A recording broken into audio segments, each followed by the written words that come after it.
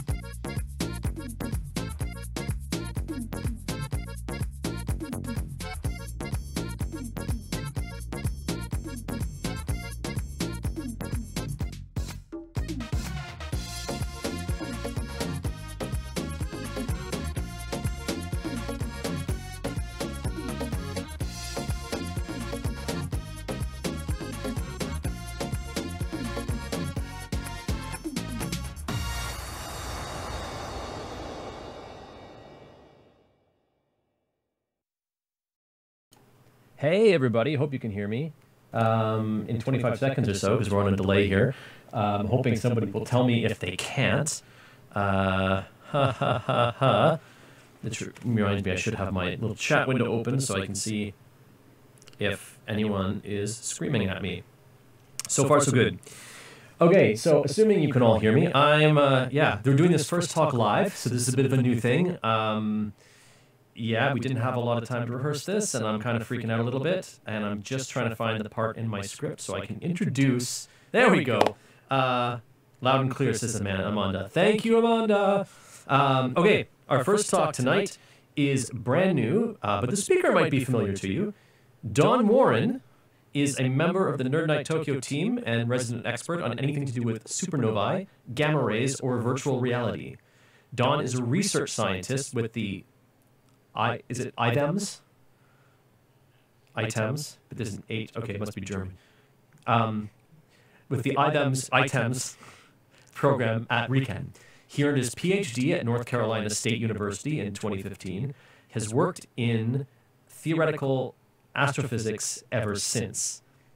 He lives in Tokyo with his wife, his daughter, and their collection of more than 100 board games.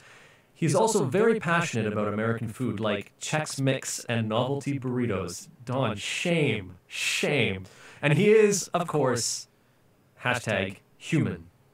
Well, we've got him live on the line, and his talk tonight is about the first stars. So let me just see what happens here when I do this.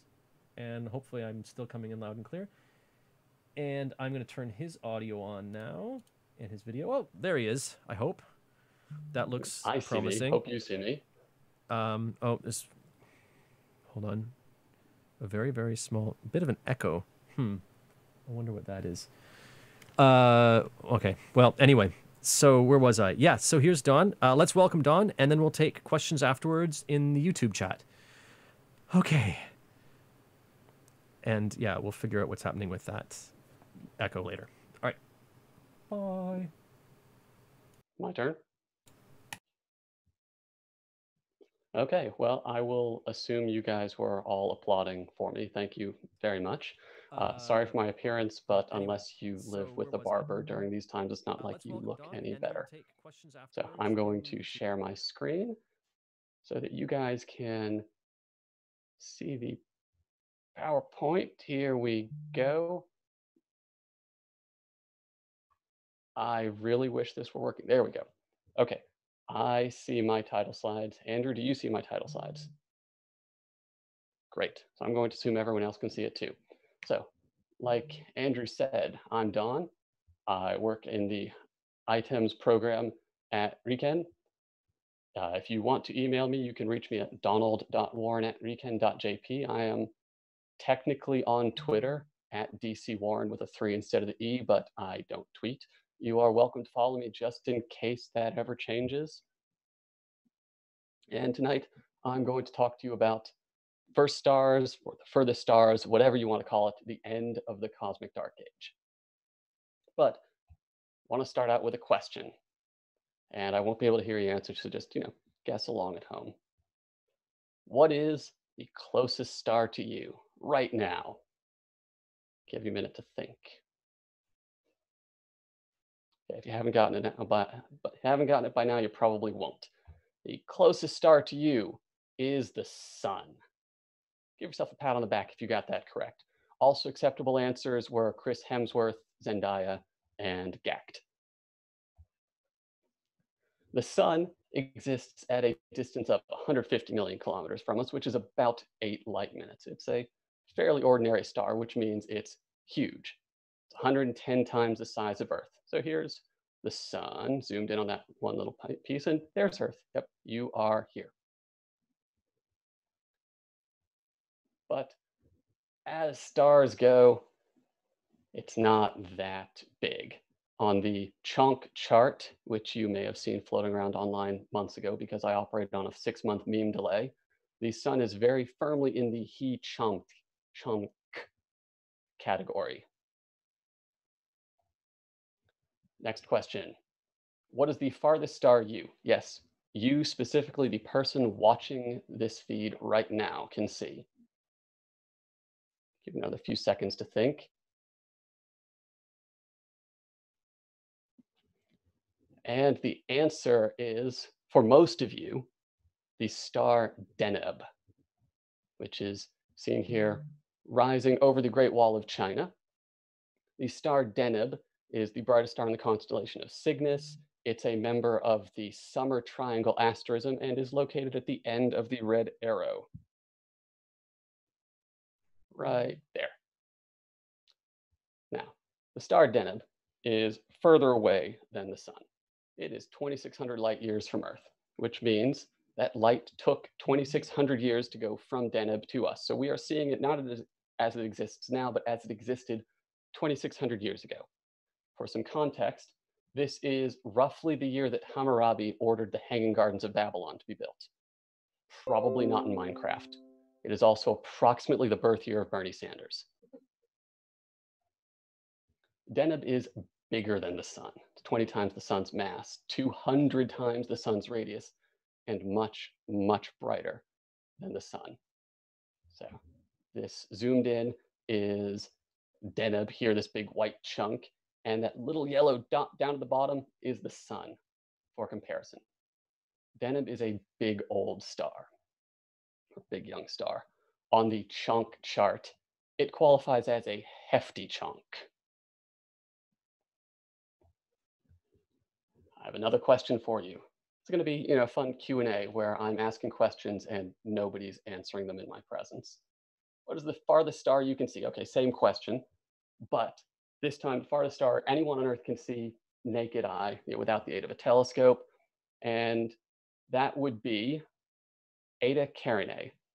And anyone watching from Australia, I guess, could look up in the night sky right now, and if you follow the arc from Alpha Centauri through the Southern Cross, there's a little bright spot on the other side of the Southern Cross. That's the Carina Nebula.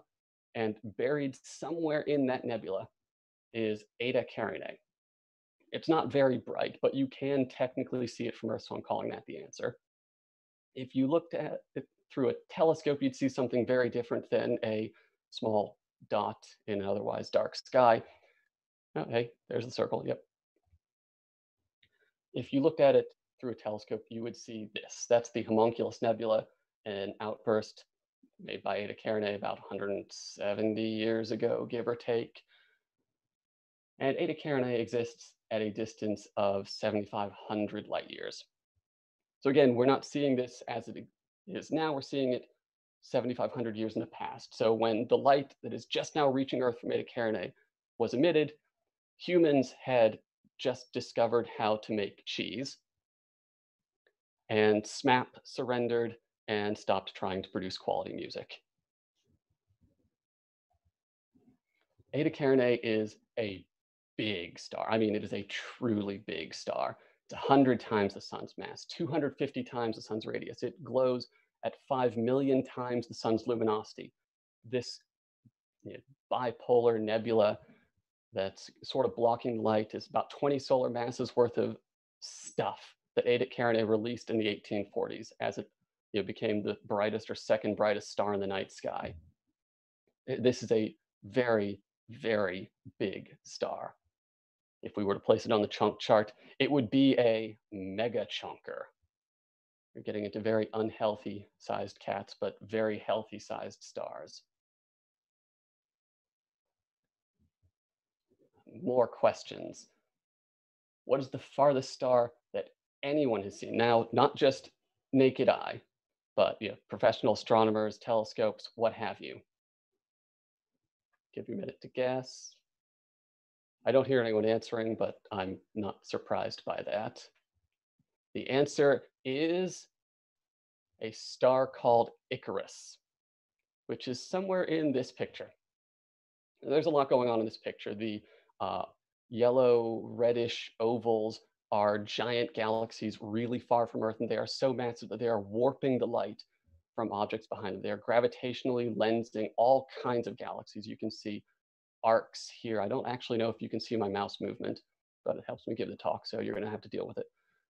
So you can see gravitational lens galaxies as arcs. You can see other galaxies warped by the gravitational pull of these elliptical galaxies hanging out between us. And somewhere in this picture is the star Icarus.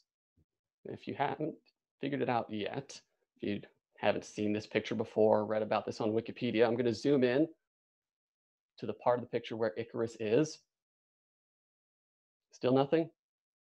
Well, as is typical in astronomy, if you want to know where something is, you just look for the end of the arrow. That little blue dot at the end of the arrow is Icarus. It's actually a really cool image, independently of the fact that it's the furthest star we've ever seen. You can ask about it, and in the Q&A after the talk, I'll try to get back to it. But for now, I'm moving on, because Icarus is so far away, it doesn't really make sense to talk about distance anymore. We now talk about look-back time, because the evolution of the universe starts changing the relationship between time and space. We are seeing Icarus as it existed 9.3 billion years ago. Icarus is another big star, because we're seeing it from most of the way across the universe. It is 20 times the sun's mass, 200 times the sun's radius, 200,000 times the sun's luminosity. In other words, it's like the star Deneb if we were seeing Deneb from 2/3 of the way across the visible universe.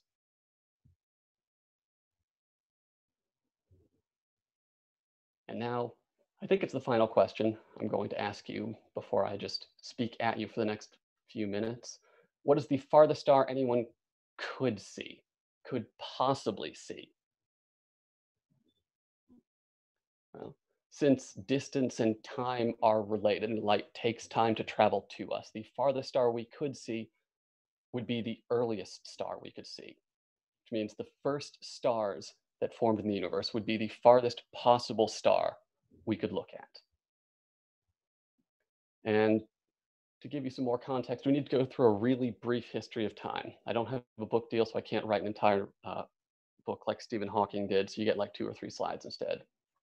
At t=0, the universe begins. The temperature of everything is roughly infinite. After a second, the temperature has cooled off enough that protons and neutrons form. It's still 10 billion degrees Celsius, fairly unpleasant to be in, but we're starting to see protons and neutrons form. 100 seconds after the birth of the universe, the temperature is now just 100 million degrees Celsius. Nuclei can form at this temperature. And the nuclei that form are 75% hydrogen, 25% helium, and a dusting of lithium. And I apologize for using a 3D pie chart to present 2D data, but I do have a reason for it. I chose this pie chart to show you just how much of the early universe was hydrogen, just how much was helium, and I have exaggerated the amount of lithium by a factor of 10,000. So this little white stripe, I don't even know if you can see it on your screens, is 10,000 times wider than the proportional amount of lithium that existed in the early universe. So pretty much entirely hydrogen and helium. And as you might be aware, the universe continued to exist after that first 100 seconds. 300,000 years, give or take, after the birth of the universe, atoms can start forming. The universe becomes transparent, and you can actually start looking out at stuff. And if you were there, what you would see is something like this. That was intended to be orange. It may show up as a muted beige on your screen. Sorry. But this color represents the relic heat from the Big Bang itself. You are seeing the leftover heat from the birth of the universe at 370,000 years afterward. The universe may become transparent. We put you there. You see this gorgeous color in every direction you look. 13.7 billion years later, you're going to see it at Earth as the cosmic microwave background. But for right now, it's still this nice orange color. Of course, the temperature associated with this color is 3,400 degrees Celsius. So if we put you there, you would not be very happy. But you wouldn't be happy for, or you would be very unhappy for not very long. So small blessings. Time passes. The universe continues to cool. The color associated with this relic heat goes from orange to red, and eventually it fades out of the visible range entirely. and the cosmic dark age begins. It's dark because there are no sources of visible light in existence. But just because the universe is dark doesn't mean it's empty. There's still stuff happening. This is a simulation of the early universe. What you're seeing right now is clumps of matter, regular matter and dark matter, collapsing under their own gravity, galaxy-sized clumps falling together, which will form eventually proto-galaxies. And within these clumps, there are smaller clumps that are a little bit denser than the stuff around them, that are collapsing a little bit faster. Zoom in. This really is an impressive simulation, because you can go from that scale down to the size of individual stars. And these stars continue to collapse. You can follow the simulation as well as I can. Zooming in further, they've simulated gas clouds as they fall inwards and start to accrete and heat up. They continue to fall in. The star gets to spinning a little bit. I'm going to shut up and let you watch the end of the simulation.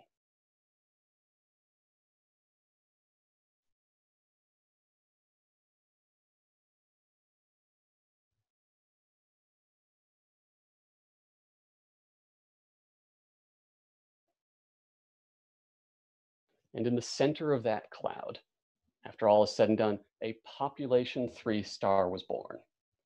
And I tried to find a record scratch on YouTube, but I couldn't find a satisfactory one. So instead, I'll just launch directly into the part of the talk called WTF Astronomy.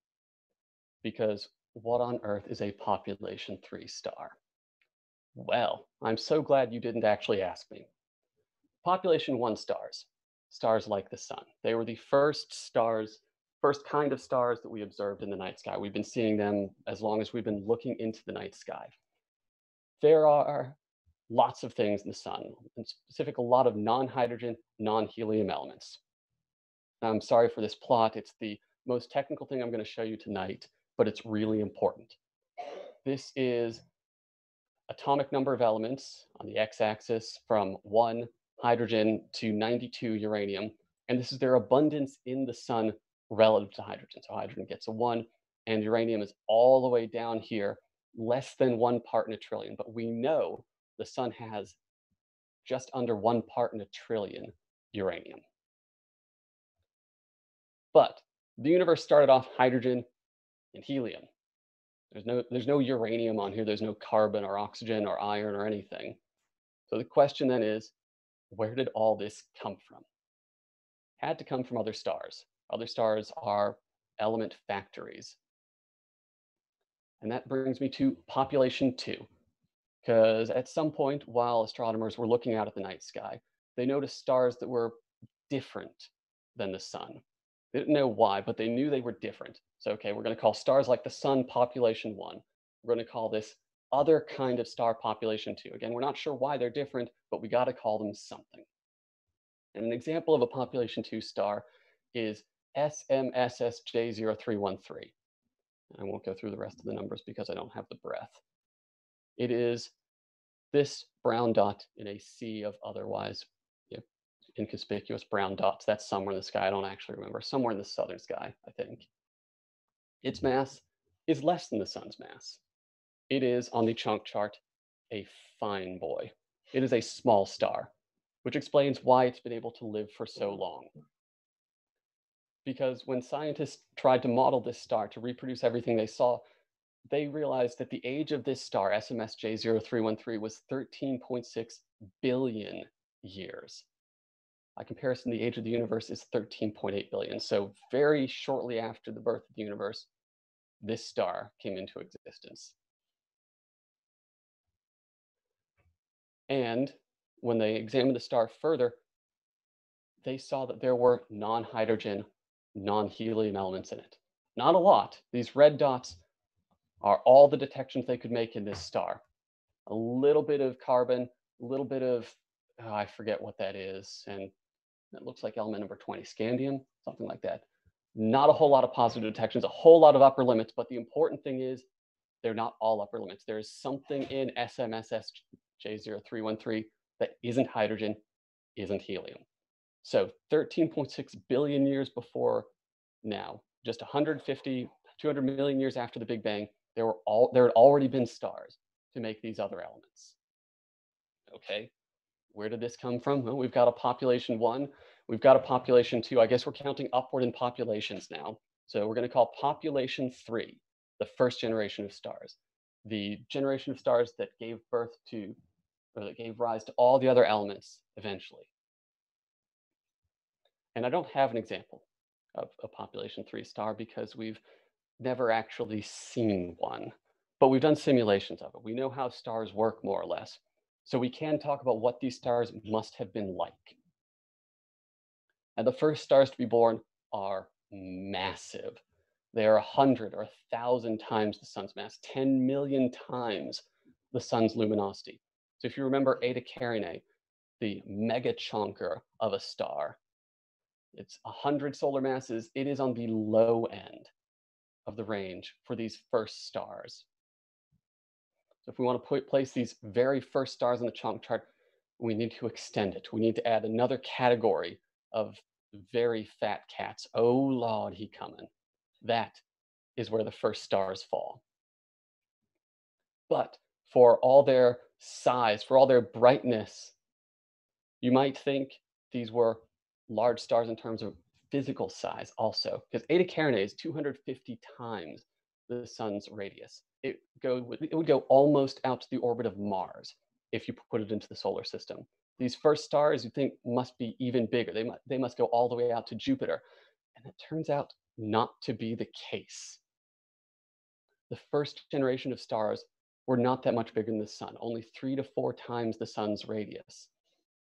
If the sun's cotton candy, these are like marshmallow or nougat because they're mostly the same material, but just a lot denser.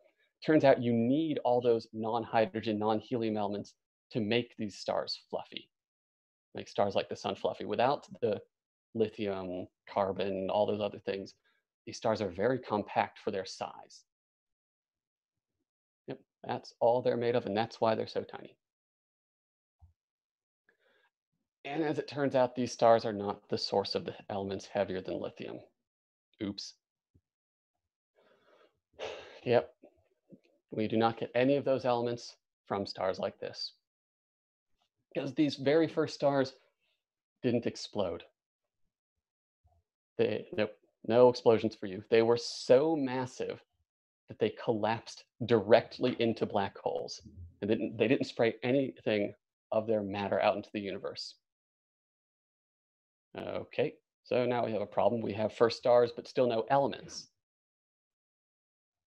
And there must have been 2 generations of first stars. Now, population 3.1, which I was just talking about, didn't add new elements to the universe. But they did trigger the birth of population 3.2.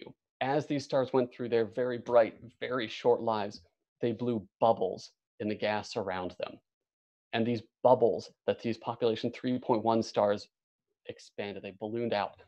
That is where population 3.2 was born.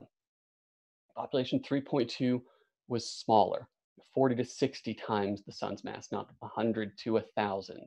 But it's these population 3.2 stars that seeded the universe with all the elements found in population 2 stars, which made the elements that are found in the sun, and actually the elements found in us on Earth.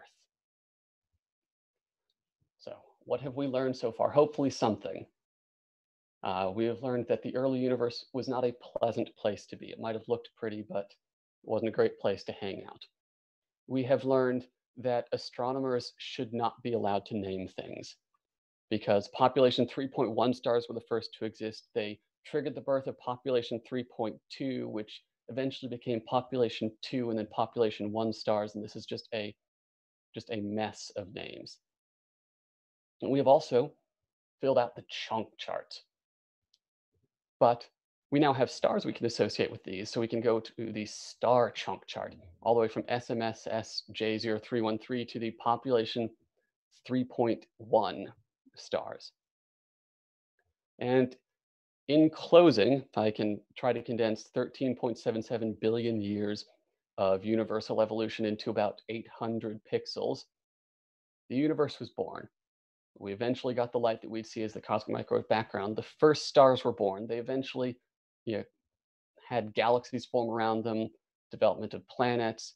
You are here at the open end of this bell. Using the Hubble telescope, we can look back to about here in the universe, to the development of the first galaxies and planet, well, not to the development of the first planets, but the development of galaxies. Eventually, hopefully over the next 5 to 10 years, we'll have the James Webb Space Telescope, the 30-meter telescope. We can look back even further into the distant past of the universe, but we still won't get to the very first stars.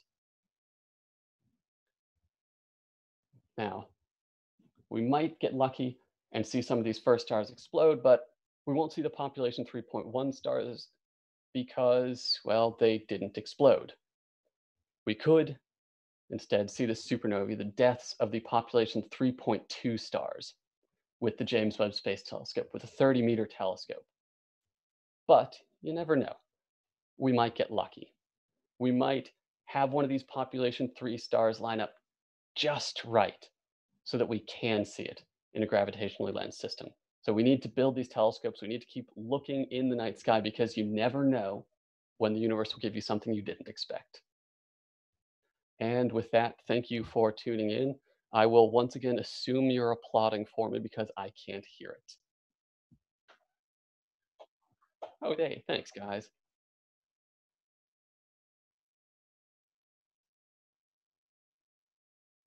Okay, we're going to vamp here, and people will have to let me know whether I'm echoing now. So we're going to just have about 25 seconds until I start seeing the messages come through. Yeah, thank you, Don. That was an amazing talk. Hopefully people are... Nerd Night Tokyo just said, applause! Let me know... yeah, so hopefully the questions will start to come through now that we've wrapped here. And... nobody said whether they can hear me not yet or not. So just waiting on that. Everyone's clapping. Yay, yay. So, Dawn, you want to switch back to your face? Because they can't see your face at all. Do I have to switch back to my face? Like, yeah. I guess. Fine. Okay, I'll stop the share. Now you guys are looking at me again. I got some questions coming in here. No echo. Okay, great. Wonderful. All right, so... got the first question here, which is population 3.2 stars, I assume, started forming before all the 3.1 stars collapsed. Brackets. Okay. There wasn't a second dark age. Right. So the question is, was there a second dark age between populations 3.2 and 3.1? Not as far as I know. Because the time for stars to collapse and be born, especially massive stars like these, is less than the lifetime of these population 3.1 stars. Now, there might be different parts of the universe that were dark just for a little bit, but taken overall, no, there wasn't a second dark age. Okay. Hopefully, Ian, that answers your question. Question from Ian. Someone said they would like to hear more about the Hourglass Nebula that you were talking about earlier. Give me a sec to go back to the slide. Oh, before I go back to the slide, I need to share my screen again. Share. You can see my screen, correct? Yes. Okay. Right. So this is called the Homunculus Nebula. And in the early 1840s, Eta Carinae went from being just another star in the sky to one of the brightest stars in the sky. Eta Carinae actually is so massive it's unstable. It is pushing the limit of the largest star that can exist in the modern universe. And one of the things you get with that instability is that occasionally the star will just make so much energy it blows out its outer layers. And that's what this is. 170, 180 years ago, Eta Carinae briefly became so luminous it blew off its outer sixth of star. And Eta Carinae is actually a binary star system, which is why you have this, to me, obvious symmetrical axis. It looks like a dumbbell. It has a circular symmetry to it. So this nebula, the homunculus nebula, is the stuff that used to be part of Eta Carinae before it belched, and it blew all of this material out into space around it. And I hope that answers your question, and I won't know because we're on a 25-second delay. Well, it's okay. We can go on to the next question while we're waiting to hear that. Kafix asks, should we be able to still detect the black holes left behind by population 3.1 stars? Okay, we probably won't be able to detect the black holes left behind because black holes tend to suck in anything around them in very short order, which means that after a very brief period of time, we won't be able to tell the difference between a black hole left over from the beginning, almost the beginning of the universe, and a black hole that was formed a lot more recently. The saying in the astronomy business is that black holes have no hair. So we can't really tell one black hole from another except by measuring its mass, which could just easily have been formed in the present universe. Just like people. No, that's me. Never mind. I certainly don't have no hair. I've got too much hair. You want some of mine? Oh, no, I meant I identify people by... I cannot identify people if they don't have hair. I have to measure their mass at that point. Ian wants to know, how far across is that nebula? I suggest you check Wikipedia. I don't actually know. Right. On my screen, I would say 15 centimeters. Wow, you've got a huge screen. It's much closer to 5 or 6 on mine. Well, I'm not on a laptop, and it's not a very big screen. All right, we got any other questions? Not so far. Oh, something just came in. Oh, here we go. From Laura Abbott, who is, by the way, Dawn, because you've not been following the chat, I think she is sitting in a bath drunk. I think is what she said earlier. What are the technological limitations preventing us from seeing further back towards the beginning of the universe, or is it not a technological problem? Okay, so the problem is the further away something is, the dimmer it is. That's problem number one. So these first stars, even though they were just hellaciously bright, are also wildly far away, which makes them very, very dim. They are too dim to be seen by the Hubble telescope. They are even too dim to be seen by the James Webb Space Telescope, by the 30-meter telescope. You need a really, really big telescope to be able to collect enough of the light from these very, very faint objects to be able to see them. That's problem number one. Problem number two is the universe has expanded since these stars were emitting light. And even though they were producing a lot of light, a lot of ultraviolet light, a lot of visible light, the expansion of the universe has taken all that light and shifted it down to the infrared wavelengths. So not only do you need a very, very big telescope, you need a very, very big infrared telescope, which is another technological hurdle. And this is one of the things that the James Webb Space Telescope is trying to fix. It's much more heavily focused on the infrared than the Hubble. So it will be able to look out into the universe and see stuff that would have been visible further back in time. But now it's been stretched, it's been red-shifted out of visible and into the infrared. I hope that made sense. I hope you're enjoying your bath and beer, Laura. Laura did not say it was a beer. Fine. It could be a appletini. So we're still waiting see if there's another question that comes in, but I still have another question, which is related to that. I read once that we just happen to live to be alive as a species at a point where we can still actually see stars, and at some point in the future it would actually be impossible to make that kind of observation anymore. Do you know what point that is?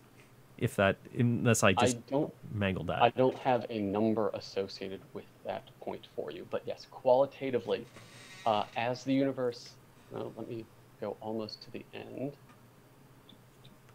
Okay, so you guys can see this bell-shaped object, and you can see that at the end, it's starting to flare out a little bit. And the reason for that is dark energy. The universe is expanding, and the expansion is accelerating. That's a topic for another night. I think we actually did have Katie Mack talk about that at one point at Nerd Night. But the expansion of the universe is accelerating.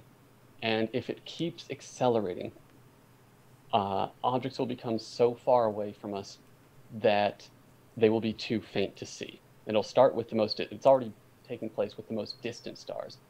But as the universe keeps accelerating, that cosmic horizon will move ever inward.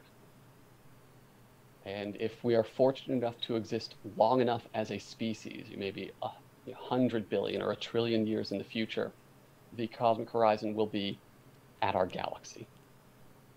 Everything else will be too far away to see. It'll be too faint by then. I see. Laura adds that it is a Chuhai. Ah. Okay. Right. So we're not particularly out of time, but we seem to be out of questions. So I will vamp for 25 seconds or so just to see if someone jumps in with the last one.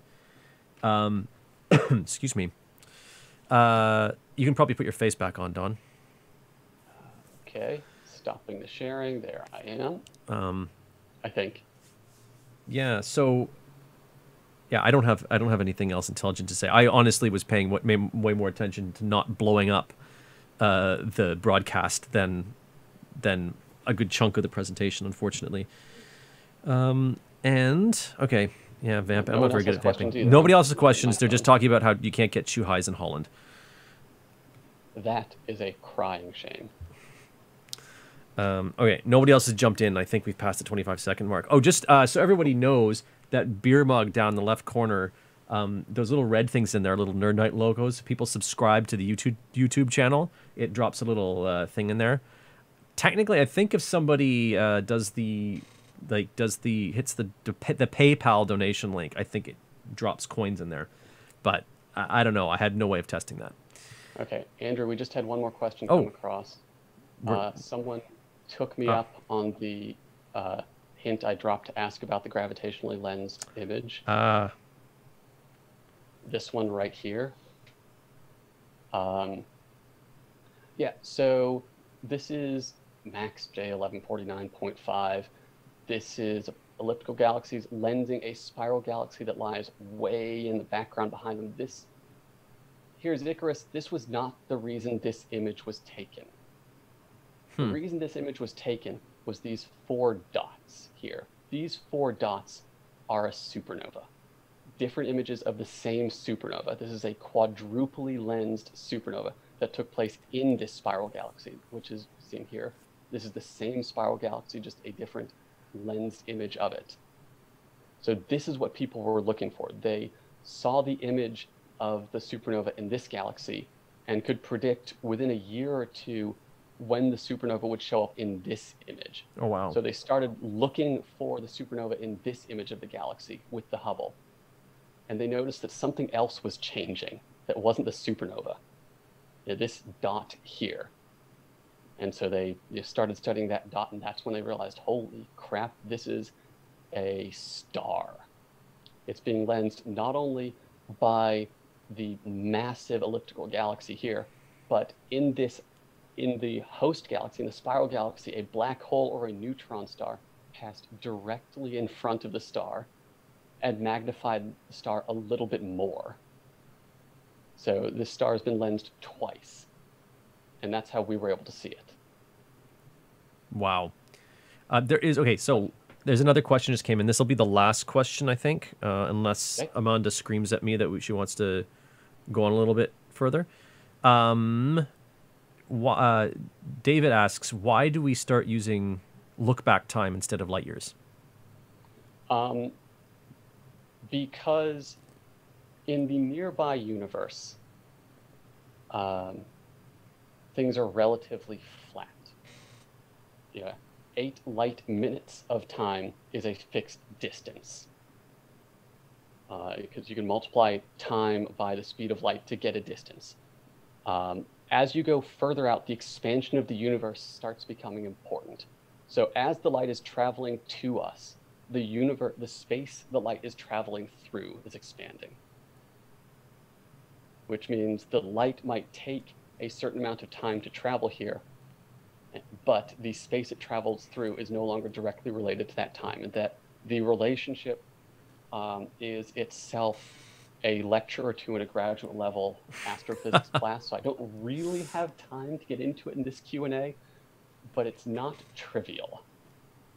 And so at some point it becomes easier to talk about either look-back time or redshift is another way we talk. Cosmological redshift is another way we talk about objects that exist in the very distant universe.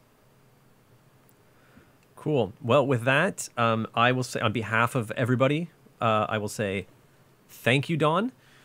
I guess I will clap. You can't hear anybody. I should have, Thanks, Andrew. you know, I should have set up like an applause sound. Unfortunately, there were enough other things blowing up that I decided not to risk that. So, Don, thank you so much for being the first person brave enough to do a live online talk. I should say, if anyone else, I forgot to do this in my recorded bits. If anyone else is interested, it's very likely we'll be here at least in May online again. And I would like to actually try doing 2 or 3 live talks because I'm not under enough stress and my blood pressure is not high enough. And also just because I think it would be awesome. So if anyone else is interested, Don, thank you for making it look easy. So hopefully their fear level is reduced. But definitely get in touch with us. I mean, we're in a chat right now. You can get in touch with us right now. So Don, I hope you can enjoy the rest of this and relax a little bit while I freak out. Okay, I will leave the meeting and let you freak out on your own time. Okay, well, let me turn you off. Have a great so night. Yeah, you too. Bye. Bye. Okay, everybody else, there's going to be a slight delay while I just get the next chunk of stuff set up. Here we go. I should mention we're going to be going on a 7-minute break. I can't remember what the recording says that or not. But yeah, here we go. And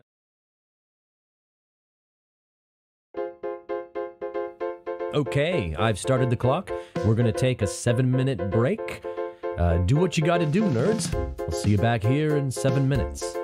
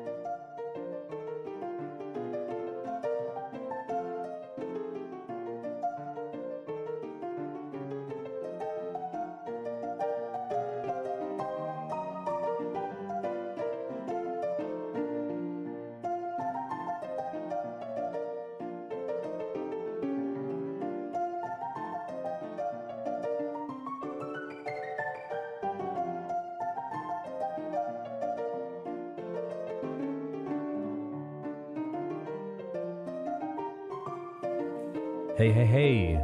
This is your friendly neighborhood Nerd Night co-boss, Andrew. This is your 2-minute warning. That's what I'm doing. It's your 2-minute warning. So if you haven't got your drink already, now's the time. Run and get it. Be back in your seat, and we're going to start again in 2 minutes.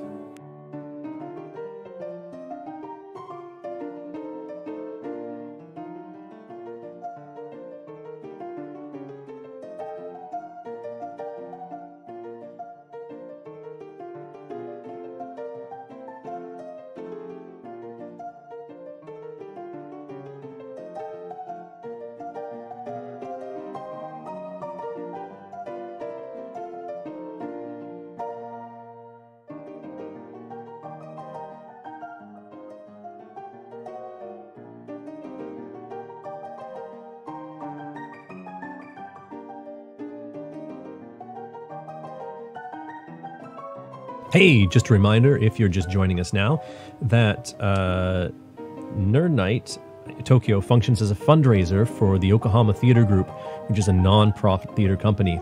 Obviously, things are shut down right now because of COVID-19, and we're not doing live Nerd Nights and selling tickets and that kind of thing. So, if you'd like to help us out, if you're enjoying yourself tonight, and you can, if you're in a position where you can, I know a lot of us who are freelancers and other types of workers have not got a lot of income right now, but if you do, and you are, and you can, and you want to, check out ytg.jp or any of the tip links that I will have posted in the video description, and help us out. Maybe buy a virtual ticket for 1,000 yen, or whatever you like, whatever you can spare would be helpful to us. Okay.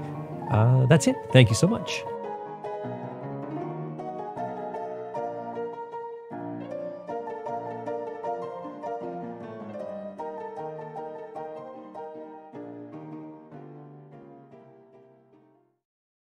Next up, we've got a throwback to February 2019. Miriam Stadje, hope I'm pronouncing that right, sorry, studied language and cognition at the University of Edinburgh, so she's the perfect person to tell us why humans talk and apes do not. Where did language come from, and what is different about human brains that makes it possible? Here we go with Miriam's Nerd Night talk on The Missing Link.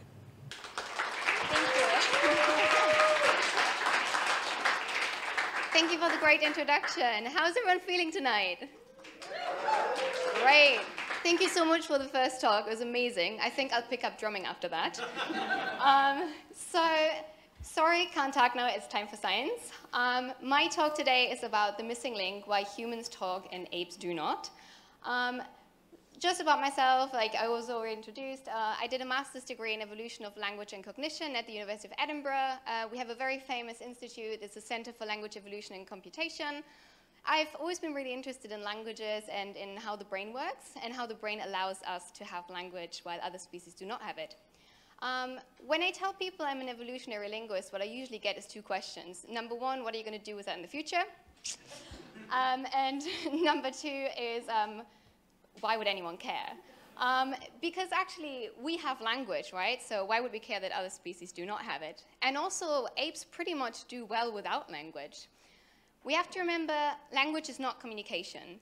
Many animals communicate, and apes have communication and many gestures which allow them to live in very rich social groups. They have a lot of gestures for grooming, for mating, for building relationships with one another. So why would they actually need language? So look at that. Let's make a little mind game. So imagine a stadium full of monkeys. Yeah, not talking about the drunk football fans. I'm talking about real apes and chimpanzees. They would actually go berserk. It wouldn't work.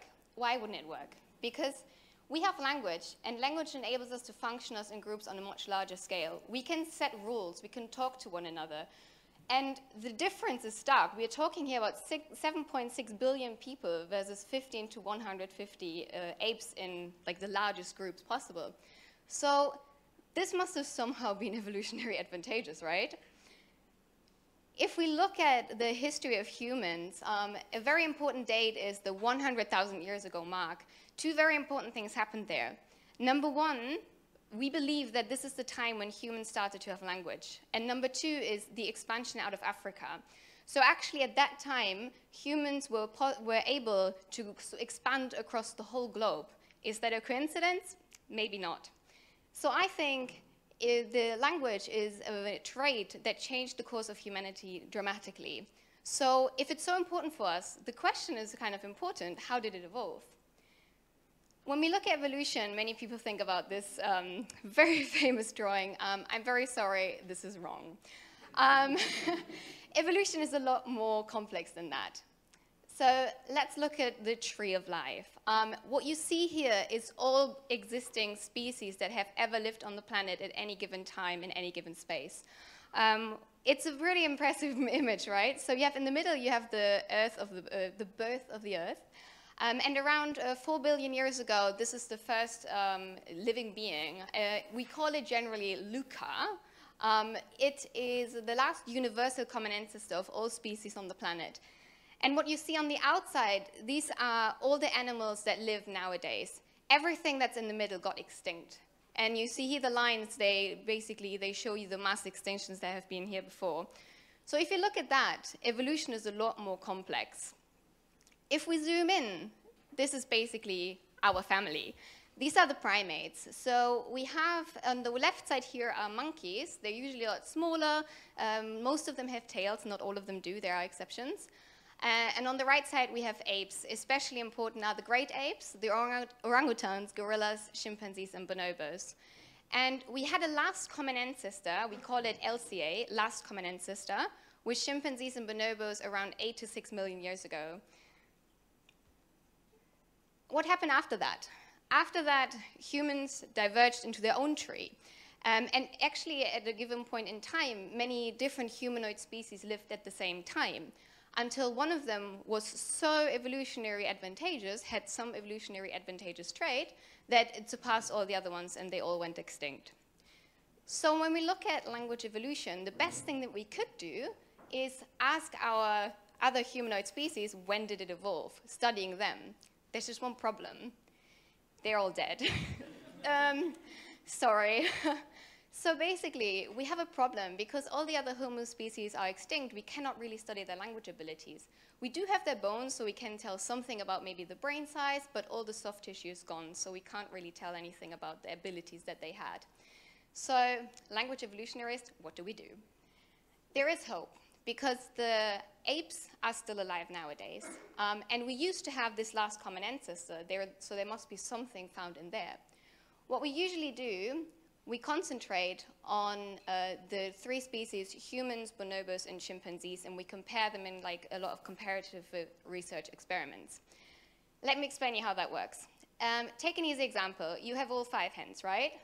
So humans have 5 hands, bonobos have 5 hands, chimpanzees have 5 hands. So probably more likely than not, the last common ancestor also had 5 hands.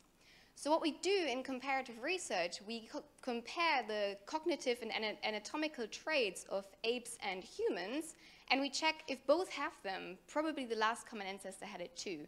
And then we can kind of have a starting point, right? And in language evolution, we always ask what is important for language, and these are the traits that we will compare. So let's compare. Yes.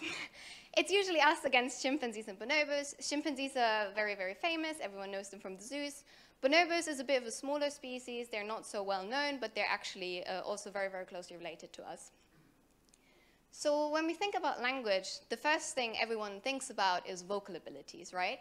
So spoken language. If we look at the anatomy between apes and humans, by the way, don't worry if you can't read this language, I can't either. The most important thing here is the larynx that I want to point you out to. So the anatomy is pretty much the same. The larynx is the place in the human vocal cords that houses the vocal folds. They're actually vibrating, they make you speak, and it manipulates pitch and volume. The difference between apes and humans is that apes have less control over the larynx, so it's very difficult for them to actually control how they're uttering certain sounds. So if we ask the question, can they physically speak, it's a bit difficult to teach them because they don't have so much control. So what the researchers did is they took the recordings of vocalizations from apes and with a computer model, made them speak human language. Let's hear in what it sounds like, and if you can guess what they say, you get a gummy point. And by the way, tip for that, it's Valentine's themed. No. There again. Did you get it? No, will you marry me? Don't worry at all. They did understand. Well, if you heard it, then hold your horses. Exactly. You hear it again. Okay. It's pretty creepy. Once I get the mouse back. I swear PowerPoint is not. Will you marry me? Will you marry me? Will you marry me? Yeah. Will you marry me? That's enough. Thank you very much. So basically, I think it's a pretty good thing they can't talk because this is fucking creepy. But what we learned from this, because it's science, we learned that apes have the necessary vocal range for human language.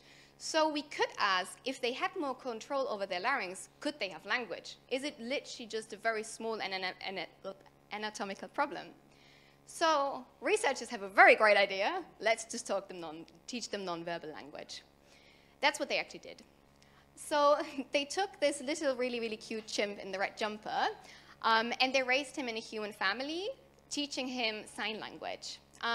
If you don't know this person there, that's Noam Chomsky, very, very famous linguist. And basically, one of his main theses is that human language is innate in the brain. So language is hardwired. So he would say, no way, an ape can never learn language. The researchers were kind of funny and were kind of playing a pun on that and called the little guy named Chimsky. He learned many signs, and he was able to kind of communicate with them, but maybe in a bit of a limited way. So this is his longest utterance. I'm just going to read it out because it's a nice poem for Valentine's. Give orange me, eat orange me, eat orange, give me, eat orange, give me you. You see, it's very long, but it doesn't really convey a lot of meaning, right? So another experiment that people did was with kanji. Kanji is a bonobo. And kanji used this lexigram to communicate. It's basically a computer screen with different buttons, and when kanji would press one of them, it would, for example, say peanut or banana. And the fun thing is that actually you could talk to kanji and say, please press banana, and then kanji would go press banana. It's quite interesting for us evolutionary linguists because we previously thought they didn't understand language, but there's something about the comprehension system that might be the same. But again, kanji didn't really communicate about groundbreaking things. It was mostly about getting his banana or getting his peanut. And also, most of the time, he didn't use very long sentences, just like simple requests. So from these apes, what do we learn? We learn that they remember symbols. They use symbols for requests, for example, food or toys, and they can understand spoken language to a limited extent. Also, there's evidence of basic syntax. Basically, if you ask kanji to put a ball on a hat or put a hat on a ball, it requires a different action, and you can only know by knowing a bit about how the sentence is structured. Kanji did that right in some of the tasks, so there might be evidence for basic syntax, but it's not very elaborate like in humans. So the big thing that all of the language apes are missing is that they do not structurally combine signs to create more meaning. What do I mean by that? I mean that in human language, the more you talk, the more information you convey. And with the building blocks that you have, which are the words and the grammatical rules, you can basically infinitely say anything that you want. And they really lack that. So why is that? There are two things. For example, one could be working memory. Because if you think about it, if you want to convey a message, you need to keep it long enough in your brain to be able to explain it. Another thing could be that they generally have a problem with structure. Okay, let's look into that. For working memory, I have brought you a little video here. So this is in the Chimpanzee Research Institute in Kyoto. And they come in every day voluntarily. It's a really great system. They have a little TV. And on the TV, they have numbers from 1 to 20. They learned the sequence of them, which is really, really exciting for us to know that they can do that. And in one of the conditions, they tested their working memory. What they did basically is they take the numbers from 1 to 10, and once the first number is touched, all the others get masked. And they have to remember, where are they? Try for yourself. They are incredibly quick. I know, try again, it's great.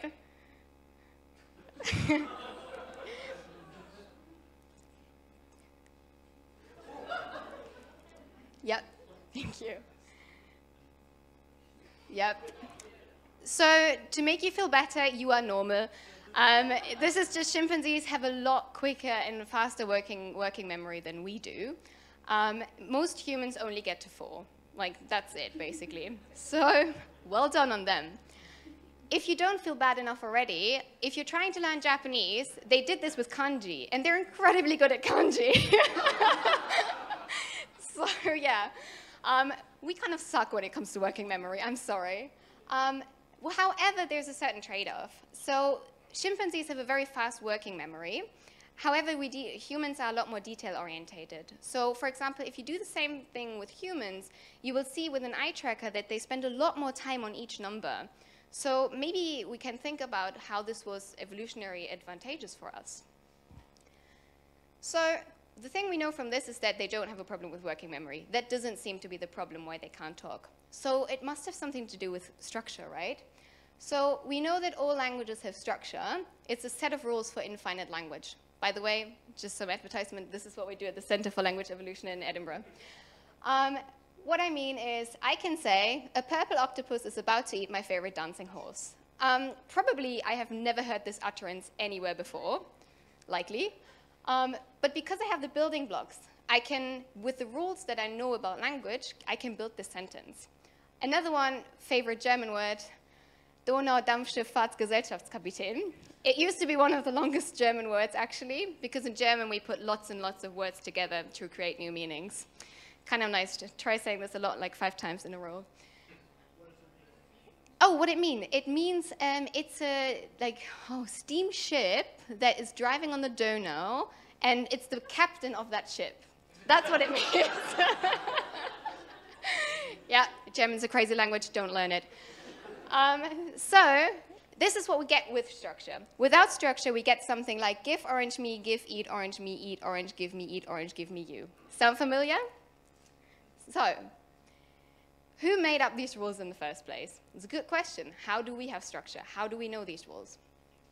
To find that out, at the University of Edinburgh, we do something, it's kind of like a game of telephone.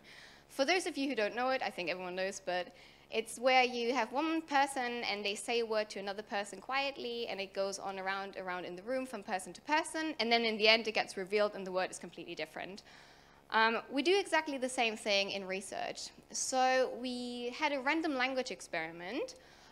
We started out with this really random language. It was created by a computer, so there was nowhere there was any structure before. And there were many different symbols on it. So for example, this one is a black circle going like this shape, you know, this kinimapi. Or if it's red, it would be kikumi. What we did is we trained people on this kind of language, and it's really hard to learn. So they would make lots of mistakes. And then they would get tested on it, and the output would be given to the next participant as learning material. So with this, we kind of simulate language generations. And what was the outcome? After the 9th generation, we had a structured language. So if you can see here, everything that's black starts with N. Everything that's blue starts with L, and everything that's red starts with R. And you also have, for example, the pedo. Pedo means that it's going in circles, for example. So it's a much easier language to learn. And no one made up these rules. Just by learning, people created a structured language. So we know structure is a direct result of cultural transmission. Cultural transmission is when one generation teaches something to another generation. So by passing language on to the next generation, structure emerges. It's kind of, this is like a bottleneck, right? Because your parents cannot give you all sentences that you will ever say. They have to give you a subset. And from that subset, you have to create all the meanings that you want to say. For example, the octopus eating my favorite dancing horse. So, what do we know about apes? We know that apes do not pass on information like we do. There's some very interesting research done into how actually teaching, in that sense, how learning is done in apes. And what we know is that apes are more the emulators. Emulation is if you focus on the result, right? So, for example, your fellow ape cracks up a coconut with a stone, and instead of looking at all the movements that he's doing, you just see coconut stone, gonna try that. Imitation is much more focused on the method. So you would really see, like, how is he moving his hand? How is he using the certain tool? What we found is that humans are very good at doing both, emulation and imitation, and apes really only emulate. So what does it mean? In human children, for example, they do a task where there's a caretaker and they have a lot of books. And they carry these books, and they will then turn off a light switch, and because they have so heavy books, they do it with their nose. The child sees that and understands that he only turned off the light with the nose because he was carrying so heavy books, right? That's like emulation. So if the child then is asked to switch off the light, he would do it with his hands because it's only the result of the action. Whereas if the caretaker doesn't have books and turns off the light with the nose, the child thinks there must be a reason for it because we're very good at imitation. And if you ask the child then to turn off the light, he will do it with its nose, although it could do it with its hand. Why? Because we think there might be a reason for it. We're very good imitators. And the very important thing here to remember is that social learning requires imitation. Because if you want to learn something from someone else, you need to pay close attention on what they're actually doing. This is a very good example for this. So this is kind of the evolution of a chainsaw. Maybe a bit morbid, but so basically it's an evolution how these kind of tools evolved. And how did they evolve? We saw exactly the other person, what are they doing? How are they making this certain tool? And then we go about and innovate it. We say, okay, maybe if you like hold your hand a bit more like this, or if you use this stone instead of this stone, it will be a better outcome. So we're able to innovate kind of the technologies that we have. This is something we call ratchet effect. There's also one in economy. This is in cultural learning, so that we can basically build on the knowledge of previous generations by passing it on. So, to conclude, why do apes not have language? One possible explanation, and I think it's very important to say it's a very young study field, so there's a lot still we can learn. But one possible explanation is that it's about cultural transmission. Without structure, language is finite. You can only say, give me orange me. You cannot create all the new meanings. And structure is an outcome of cultural transmission. So basically, because ape social learning is very different and does not enable accumulation of knowledge as in humans, the so-called ratchet effect, they will never have a language with structure. So this definitely plays into the fact that they do not have language and we do. Thank you very much.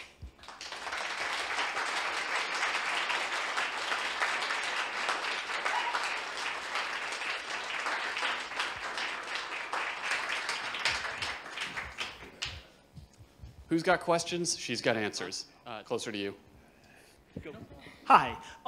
So it's slightly off topic, but I was wondering about animals such as dolphins and whales. Is that considered language as well? Well, it's definitely considered one of the things that we study. So what I'm basically concentrating on is the comparative search between apes and humans, but there's also other language evolutionaries. They study bird language, for example, or whale language or dolphin language. And what they do is very interesting because they go and record the whale songs, and they do seem to have some kind of structure. So that's very interesting that you mentioned that. Because it seems to be that they also teach. For example, birdsong. They imitate what they have from their parents, and then they go about doing the same thing, right? Which kind of plays into one of the, my resolution of it, because the imitation is very important for this. So birds actually have some structure. No problem. Does it answer your question? Okay. Yeah, of course. What? Go for it. If an alien came down today, how would you be able to communicate with them? Well, that's a very interesting question. I have no idea. Probably gestures first, right? But they wouldn't have the same physical anatomy as we do. Maybe, yeah. The thing is, like, it also depends on their cognitive abilities, right? If you're talking to a snail, it probably won't understand you. But if you're talking to another very intelligent being, you might be able to communicate. It's a question I've not ever thought about. It's a great one. Any other questions? Okay. All right, so I have sort of two questions. The one question is sort of a... Where are you? Where I can't see you? Sorry. Oh, there. Sorry, here. Okay, so the question is, it seems to me that one difference between the way that we think and the way that apes think has to do with abstract thinking. Mm-hmm. That it seems that they have the possibility of using words like orange and like motions, but the question of like why or like because and things like that, they don't seem to be able to do that. Mm. And I wonder if that's important also. The thing about cultural transmission, which seems a bit hard to me, is that the cultural transmission comes because we have the language. So there's a bit of a question of like the horse and the carriage, of like which comes first. But I guess my main question is really about the question of abstract thinking, whether that would be important. Okay, so there was a lot in this question. So basically your question is about abstract thought, right? So if they have it. That's a very interesting question, and I think it's very difficult for us to say. Because they don't really have language, they cannot talk to us about it, right? However, one really important thing about abstract thinking is also, like, have you heard about theory of mind? So theory of mind is basically that you know that others have a different knowledge from your own. So you know that what I know is not necessarily what you know. And there's oftentimes, it's something that actually evolves in children around the age of 4 and 5, and it's something that children with autism struggle with. It's one of the really high cognitive functions, and apes seem to have that. There are certain experiments where they use eye tracking on a false belief task, which is basically you trick someone into thinking that an object is somewhere where you don't expect them to look, but you as the observer, you have more knowledge. And the ape knows where the person will look, even though it's the wrong place. Does that make sense to you? Hi. Can we teach monkeys to drum faster? No, actually, that's not my question. I think if one person is possible to do that, it's you. So please try. Actually, that's not my question. So you mentioned that they get pretty well off with gestures, and they pretty much communicate what they want.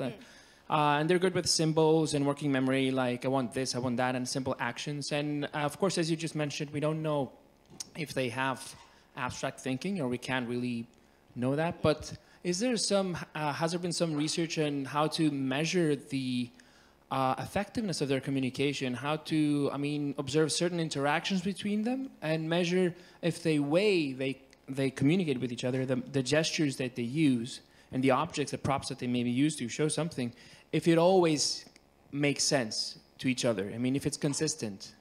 In the same way that we have, of course, it's arbitrary in language as well. We have we call this a table, and we all think we know what a table is. But do they have a similar concept in their structure of communication? So you mean that... Consistency, actually. Consistency, right? So you mean across, populations? Also across populations, yeah. And across the same group, right? Every time I do this, do you get the same meaning within the group and also across groups? Yeah, pretty much.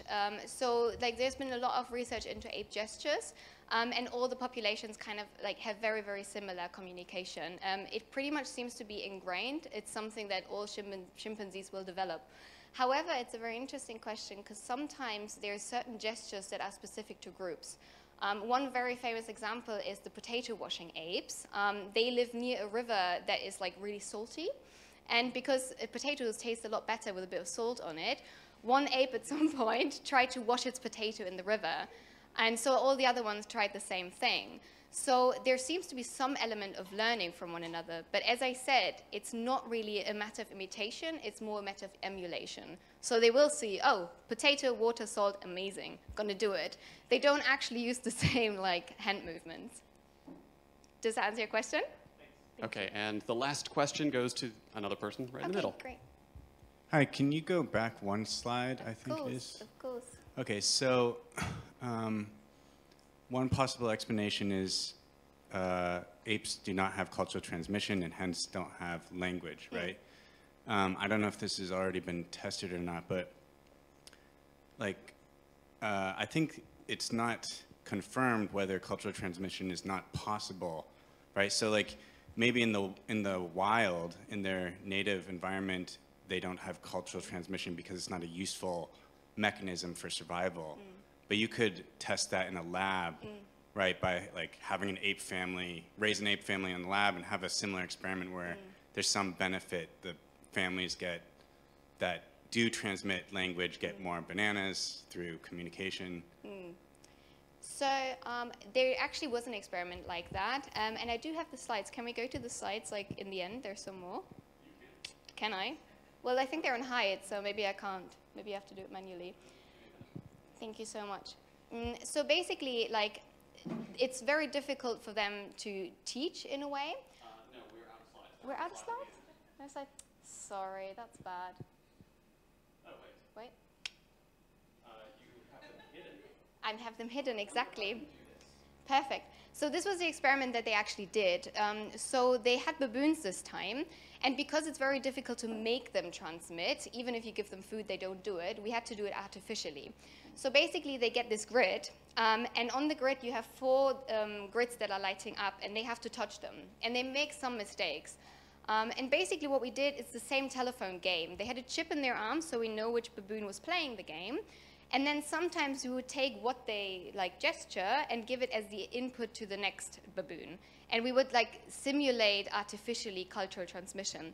And what would happen is that actually structure emerges. So they seem to have the cognitive bias for structure that we have. So first it was random, now you have the tetra shapes. Probably all know this game. And basically, they have this cognitive bias for structure, but because they do not transmit actively, because they do not teach these kind of things, it doesn't ever really come out. So it's very, very difficult to actually teach them how to teach one another. But very good question, thank you. Yes. I'm German, I'm prepared. That was the last question. Thank you so much. Thank you, everyone.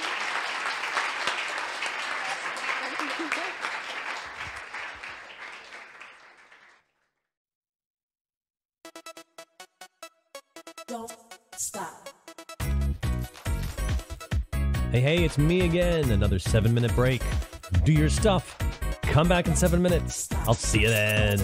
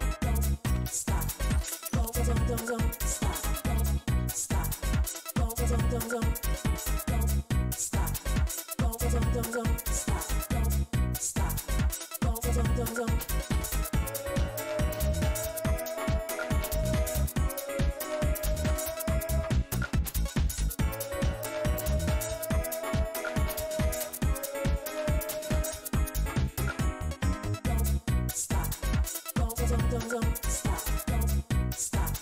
Don't stop. Don't stop.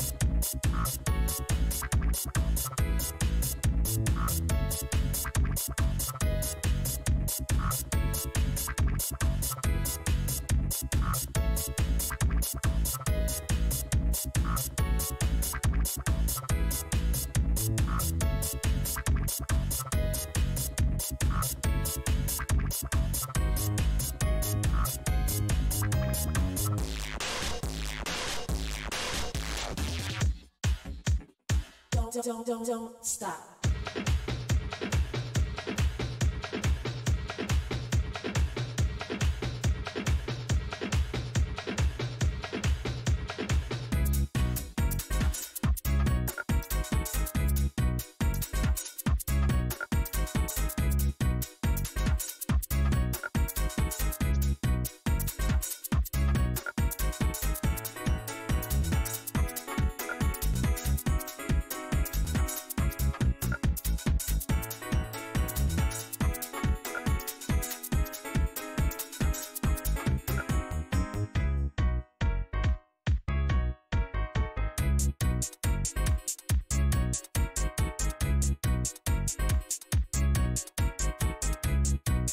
Hey, are you ready?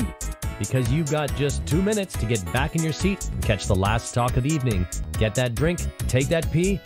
2 minutes.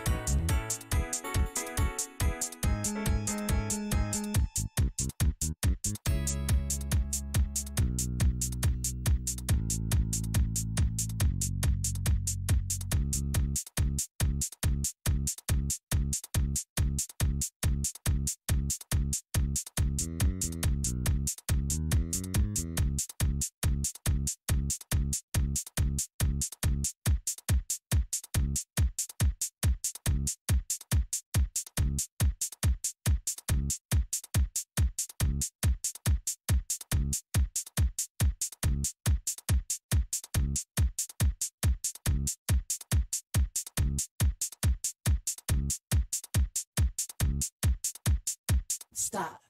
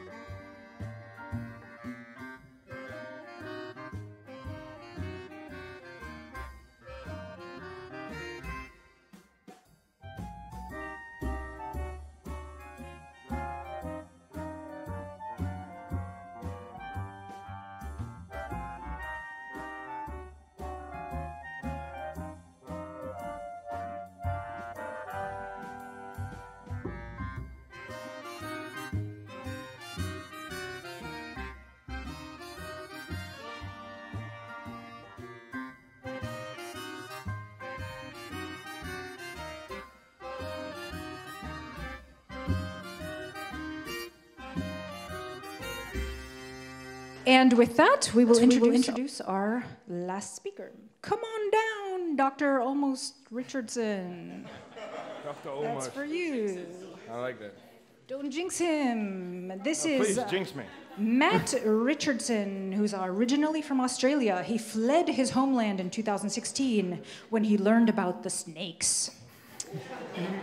He's a PhD student studying aeronautics and astronautics, and he's researching reusable launch vehicles at the Institute of Space and Astronautical Science at JAXA. He's actually about to take up a position as an assistant professor at the University of Tokyo. And he insists that everyone refer to him as Dr. Rocket for the rest of his life. Matt enjoys cooking, long walks on the beach, and rubbing aloe vera on his pasty sunburned skin after those long walks on the beach.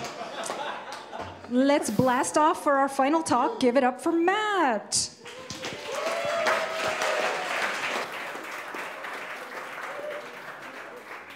All right, thank you very much. Okay, the clock is ticking, so let me get started. I am a rocket scientist. I might not look like it.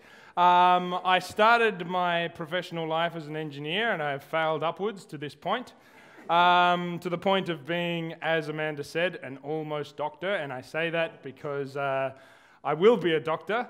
This time next week, I will be sitting at the base of Mount... No, please don't feed my ego. It has an insatiable appetite. I will be sitting at the base of Mount Fuji with my PhD diploma rolled up into a straw, drinking a bottle of rum. So, let's get started. Today I will be giving you a crash course in rocket science, and to do that, we need to answer these 5 questions: the who, the how, the why, the what, and the where. So the who is who pioneered these things, the how is how do they work, the why is why do we need them, the what is what are the different types, and the where is where are we headed, what does the future hold for rockets. So let's dig right in. Okay, we'll start with the who. Now tonight I'd like to do a deep dive into sort of the technical side of rockets, so I don't want to spend too much time on the history, so we're just going to sort of rocket straight through this section. I spent like 2 hours working on that pun, and it just fails on the launch pad like that. I mean, oh, but you like that one? You like that one? All right, let's get started. Okay, so like all good religious fundamentalists, rocket scientists have a creation myth, and it all begins in China, in medieval China. Is any Chinese people here, or people of Chinese descent? Oh, thank you very much. Thank you for coming, and thank you for everything you've given us, which includes rockets. The first rocket scientist was this guy, Wan Hu. He was a Chinese government official who decided he wanted to go to the moon, according to legend. So what he did is he took a chair and he strapped 47 rockets to it, and he, according to legend, allegedly, he lit them all at the same time. There was this huge plume of smoke, and the smoke dissipated, and Wan Hu was gone. Now, we don't know where he went, but modern peer-reviewed journals like Mythbusters have pretty conclusively proven that he didn't make it to the moon, but he could have gone anywhere, right? I mean, he could have gone to many different places. He could have gone to many different places at the same time. We just don't know. So rockets started in China, then the British came, and in that sort of great British Empire tradition, they sort of said, I'll have that, and they took it, and they spread rockets around the world, and for hundreds and hundreds of years, they were sort of sources of entertainment and weapons of war, until the early 19th century, and that's when we had the 3 fathers of rocketry, okay? So let's talk about these 3 guys. Is there any Russians in the audience tonight? Oh, great. Now I have to get the pronunciation right, my God. Okay, let me focus a lot here. This guy at the top is Konstantin Tsiolkovsky. Did I get that right? Yeah? Close. Okay, close is good enough. That's our motto in rocket science. So Konstantin Tsiolkovsky was the Russian father of rocketry. Robert Goddard. Is there any Americans in the audience tonight? All right, thank you guys for coming. Don't worry, I'm sure we'll find a cure one day. And Herman Obert. Is there any Romanians in the audience tonight? That's actually a good thing, because Herman was born in Romania, but he switched teams to Germany very quickly. So we call him the German father of rocketry. So these three guys, they developed a lot of the fundamental theory. They did the first basic experiments in rocketry, and a lot of their work, the fundamental work they do, is still used today. So that was the early 19th century. Then there was a bit of a fight, the Second World War. And then after the Second World War, there was the Cold War, and with the Cold War came the space race, right? And there were these two very important figures in the space race. One on the Soviet side, Sergei Korolev. Did I say that one right? Yeah, good. Well, yay me. So Sergei Korolev was involved in basically all of the successes in the early Soviet space program. Sputnik, Laika, Gagarin's launch. He was involved in all of that, but he was sort of this unsung hero until he died.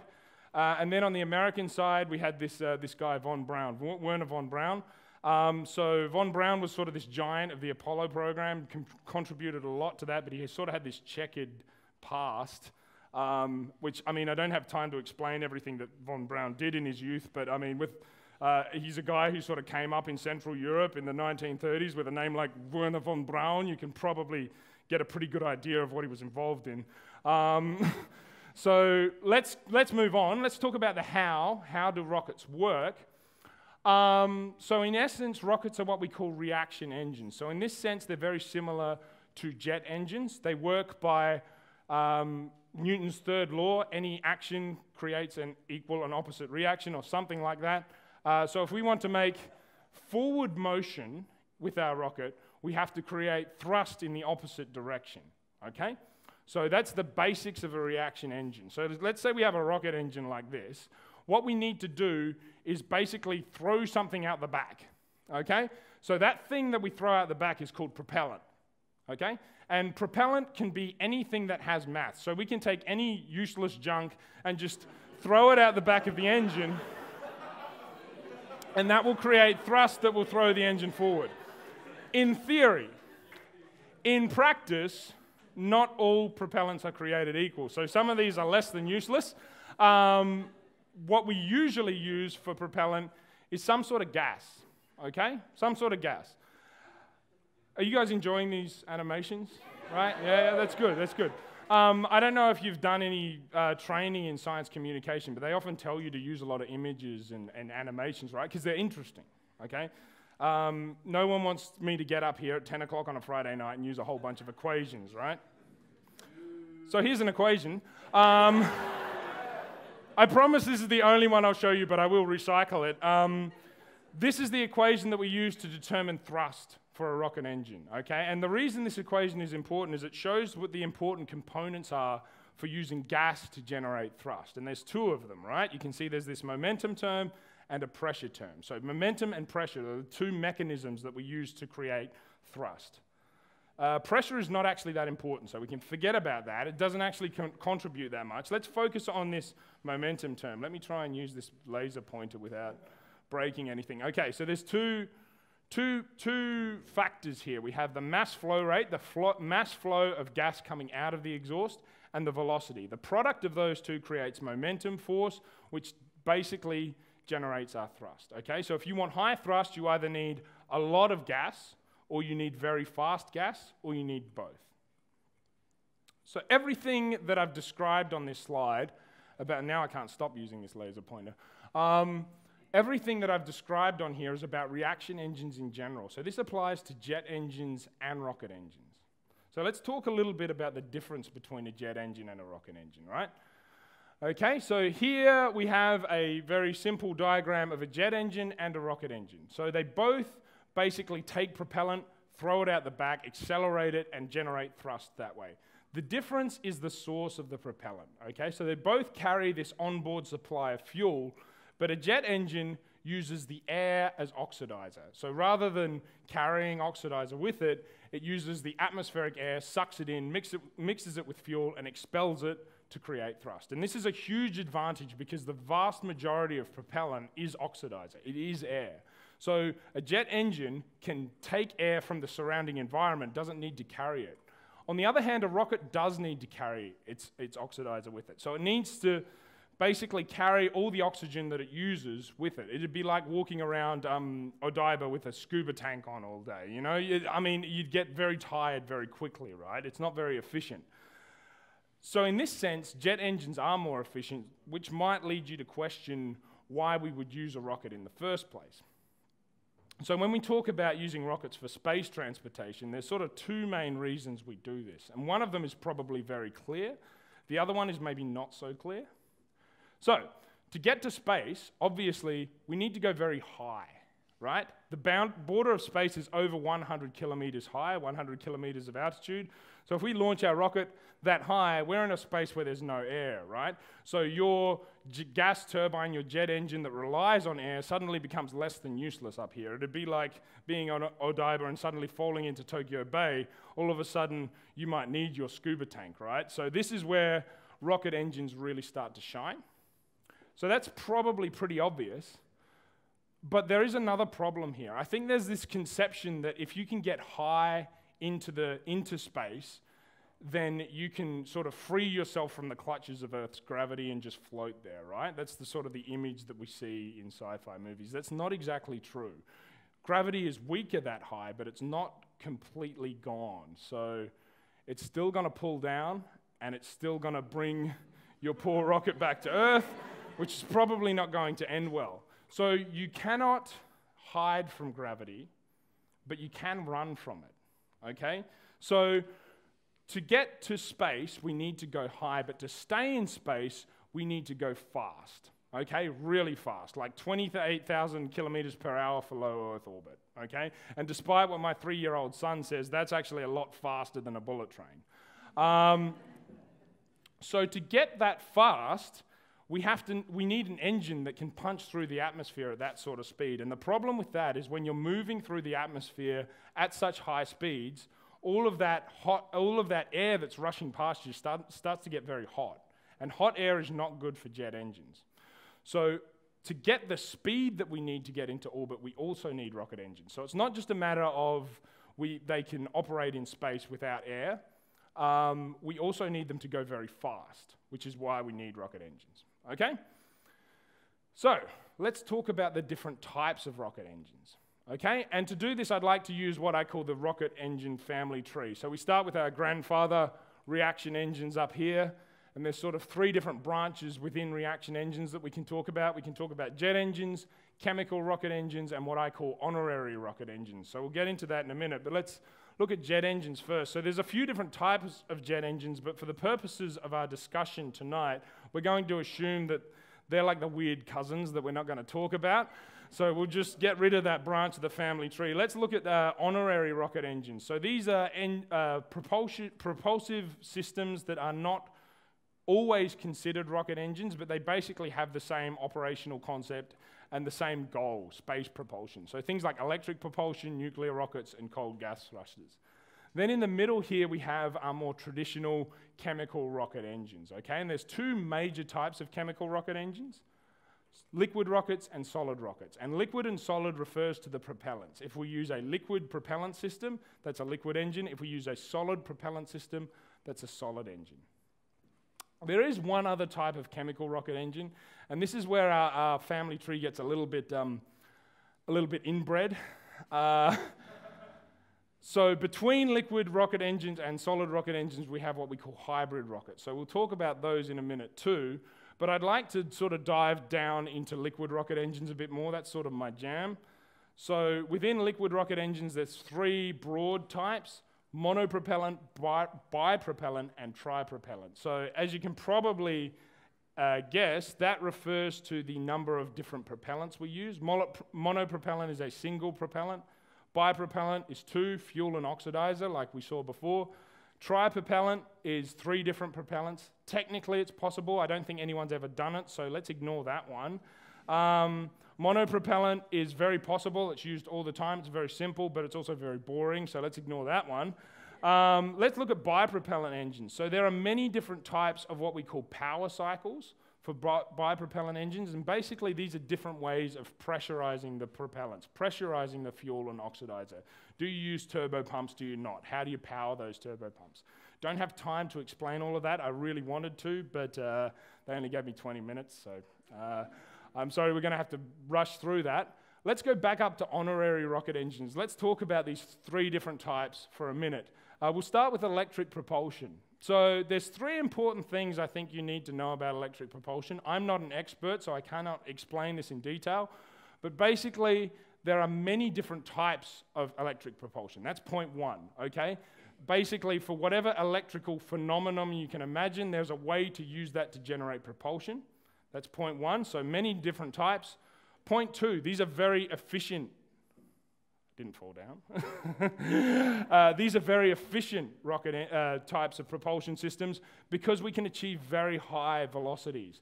But we cannot move a lot of gas using these systems. So they have very low mass flow rates, very high velocities. They're very efficient. They're not very powerful.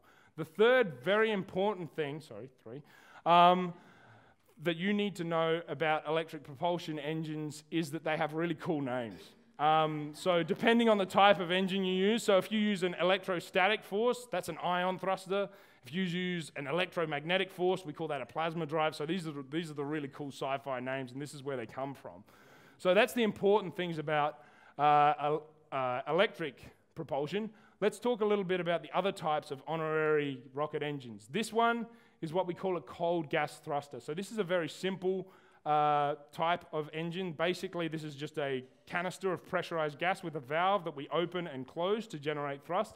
It's very simple, very reliable. It's not very efficient though. There's no magic happening here. So we don't really get any extra energy, any chemical energy or anything like that. So they're not very efficient. If you take that gas and run it through a nuclear reactor, you can make a very powerful engine. You can make a very efficient engine. The trade-off here is that it's very dangerous. So I don't know how many of you follow the news, but just recently there was some sort of nuclear incident in northwest Russia. The Russian government doesn't talk about it much, but one of the working theories is that this accident was a nuclear propulsion system that went wrong, and people died. So very, very dangerous system. Basically, the sort of risk that we need for a rocket engine doesn't gel well with the sort of safety margins that nuclear engineering requires. So for the time being, I think that's not really a feasible way to do things. Let's move back and talk about the traditional types of rocket engines, liquid rocket engines and solid rockets. So I said before that basically the difference between these two types is what type of propellant we use. If we use a solid propellant that's sort of like a candlestick or a log of wood or a stick of dynamite, this is basically our fuel and oxidizer are mixed together. We light a match, throw it in there, and it ignites, and we get our thrust. So these are very simple engines, very powerful engines. They're not so efficient because there's all this extra shit in there that we don't sort of need that's not really propellant, like binders and stuff. They're also very uncontrollable. So once you light a solid rocket engine, it will keep burning until it runs out of fuel. There's no way to shut it down. So a bit violent, a bit aggressive, but very simple, very easy to use. On the flip side, we have these liquid rocket engines. So these things are like what you saw before. They combine a liquid fuel and a liquid oxidizer. We can control them. They're more efficient. They have the same sort of power level, but they're also more complex. So there's a lot more tanks and valves and pumps and all sorts of things involved. So they're more complex. They're more expensive. Okay, let's finally just discuss these hybrid rockets just quickly. So hybrid rockets, as the name sort of implies, are like a compromise between the advantages and disadvantages of a solid rocket engine and a liquid rocket engine. They use a solid fuel core with a liquid oxidizer that gets pumped in to create that combustion reaction. The advantages these have over a solid rocket engine, they're controllable. We can shut the oxidizer off and shut the engine down. They're safe, so by separating the fuel and oxidizer like this, it's actually a lot safer than either a liquid or solid rocket engine. And their efficiency is somewhere between the low efficiency of a solid rocket and the higher efficiency of a liquid rocket. Okay, let's briefly talk about the future and what that entails. So some of the recent trends that we've seen with rocket engines, or with rockets in general. The first one I'd like to talk about is small launches. So in recent years, we've seen this trend of sort of microelectronics making components smaller, which has this flow-on effect of making satellites smaller. And to sort of respond to that, the launch industry is starting to develop these smaller launch vehicles, which are basically a lot cheaper to launch on a per launch basis, maybe not a per kilogram basis, but they are sort of cheaper to use. They give you more flexibility in terms of which orbits you use. You don't have to piggyback with the larger satellite. There's some good examples of this. Rocket Lab in New Zealand has been operating for a few years now with this Electron rocket, very innovative, small rocket. There's also Virgin Orbit. This is not Virgin Galactic, okay? So this is a completely different Richard Branson adventure. These guys are basically using a small rocket launched from a plane to launch small satellites into orbit. So that's one of the big trends. The other big trend, which everyone is talking about, is reusable launch vehicles. So you might have seen this, especially if you're into this sort of thing. You probably followed SpaceX and Blue Origin, you know, so rich guy comes along, plucks all the good engineers out of NASA and starts his own rocket company. They're doing things that were for a very long time thought to be impossible economically in terms of reusable launch vehicles. They're really shaking up an industry that was very paralyzed by, I guess, by old ways of thinking, and they really needed that sort of disruption. So they're doing good work, and they're starting to prove that this stuff is actually possible. But they're not alone. Here in Japan, JAXA has been doing reusable launch vehicle research pretty consistently, but very quietly, for a couple of decades now. And this is where I do my research. So at JAXA, as part of the reusable launch vehicle research they do, I focus on reusable rocket engines. I don't have much time to explain this, but basically my research is about looking at rocket engines which traditionally wear out very quickly, they're not designed to last, and trying to get the operating conditions, trying to lower these pressures and temperatures inside the engine to make them more amenable to reuse so that we can use them, rather than reusing them 5 times, which is the typical design standard, to use them 100 times or 200 times. So that's what my research is all about. I think that's pretty much all I have time for. So one more question. Do you have any questions? Thank you very much.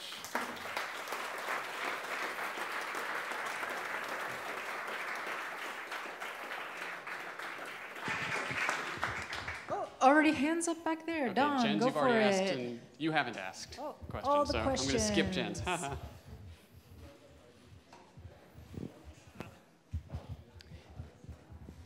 What will be the title of your thesis? My thesis? It's got a Japanese title that I can't remember. In English, the title of my thesis is, something about a rocket, and I think it's analysis of operating conditions for reusable rocket engine thrust chamber life extension. What did I say about feeding my ego? It's really You not pass. that interesting. Next question.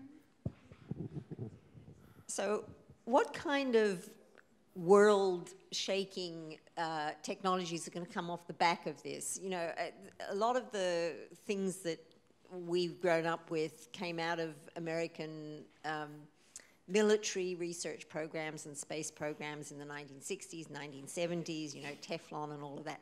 So what are we, the normal person, going to get out of these sort of research programs? Well, thanks for the great question, Jenny. What a shame I left my crystal ball at home. No, look, I mean, we're already realizing the benefits of this sort of technology, and we have for a very, very long time. So obviously weather satellites, I mean, there's been this big hurricane right in the Atlantic at the moment. We know a lot about what that thing was going to do because of weather satellites. GPS is huge. So you think of GPS as the thing that powers your car navi or your phone, so you can figure out where you go. But GPS is actually very important for things like ATMs. The atomic clocks that we use in GPS satellites are very important for maintaining the correct timing on ATM machines. So we're already realizing a lot of the benefits of space technology that people don't envisage. The problem is that the only things that have been commercially viable so far is sort of this narrow range of communication and monitoring technologies because it's so expensive to get to space. So if we can lower the cost of getting to space, all of a sudden things that were not economically feasible before start to become very feasible. So we can, I guess the sky is the limit would be the optimistic answer.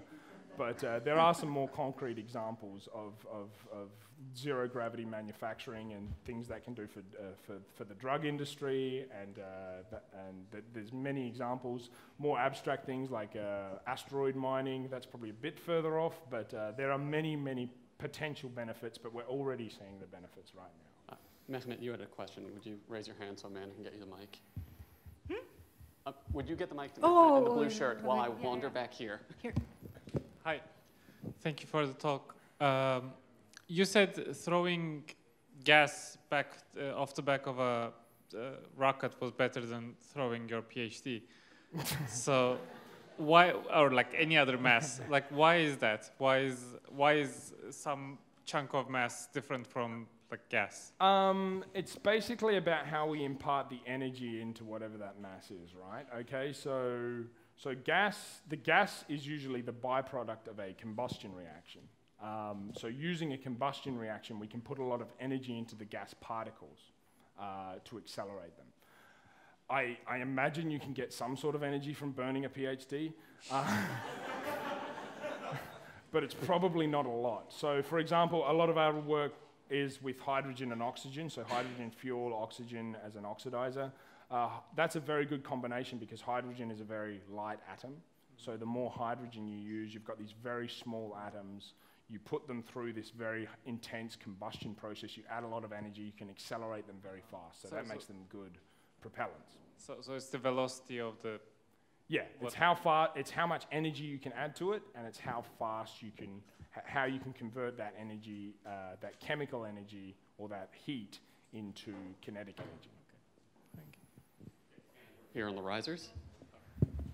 Okay, thank you very much for the presentation. It was amazing. I'm here. I want to ask you a very nerdy sci-fi question. You're in the wrong place, I think. I follow a lot about this stuff, and how close are we from an actual possible interstellar velocity, like speed of travel? Like, for example, like I often hear about the ion thrusters that allow us to get to 10% of light speed. Is that real? That's real in someone's mind, I guess. It depends. It really depends. I mean, when a lot of people talk about interstellar travel, I guess they're talking about the sci-fi thing where we send some sort of, steely-eyed missile man or woman out to the nearest star and bring them back, right? That's the challenge, bringing them back, right? If we're happy to just send things out there without bringing them back, then the problem gets a lot easier. So there's a research team at Caltech, I think, who want to use a very high-powered laser to accelerate a very tiny spacecraft that's a photonic drive, basically shoot a laser at it and accelerate it to some percentage of the speed of light. And they think they can reach, doing that, they can reach Alpha Centauri in, I'm not sure, it's still a long time, but on a big picture timescale, it's not that long. I think it's something like 25 years. But that would be a very small, like postage stamp size satellite to the nearest star system.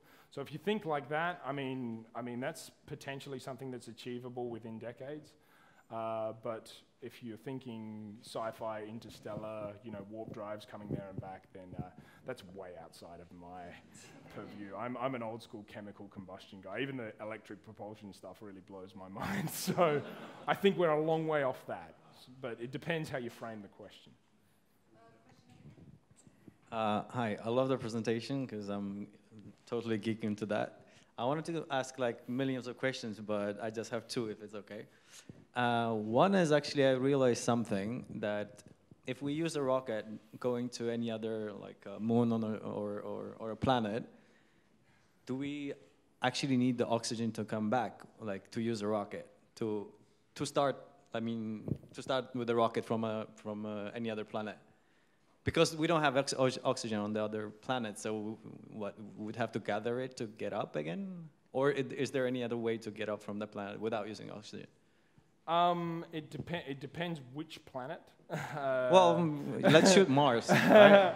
So Mars is. So we're going to Mars, and we want to like well, come back out of the planet, right? So we need the thrust. So Mars in particular is very challenging because the atmosphere is very thin, but it's just thick enough that we need to worry about it. And the gravity is sort of it's much lower. It's 1/3 of Earth's gravity, but it's not something we can ignore.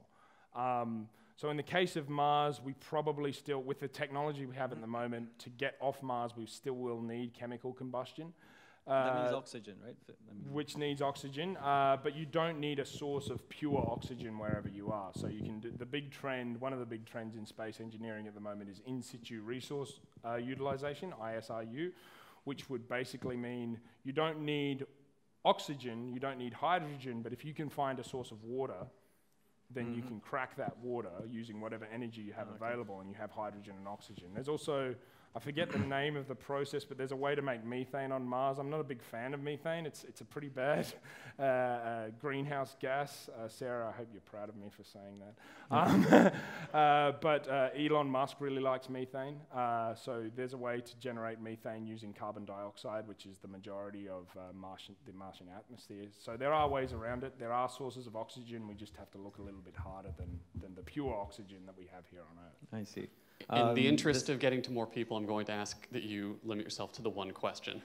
You can ask after we close. So thank you very much for your presentation. It was definitely very easy to understand. So as a naive Russian child, I believe that Laika lived until Google came about. So in your opinion, what happened to Laika? What happened to Laika? There's many different theories. I don't want to shatter your childhood images of what happened to Laika. I did read exactly what happened to Laika a long time ago, but I mean, I think what happened is she would have gotten a bit cooked. I think she probably overheated before she suffocated, but she did not survive. I can tell you that much.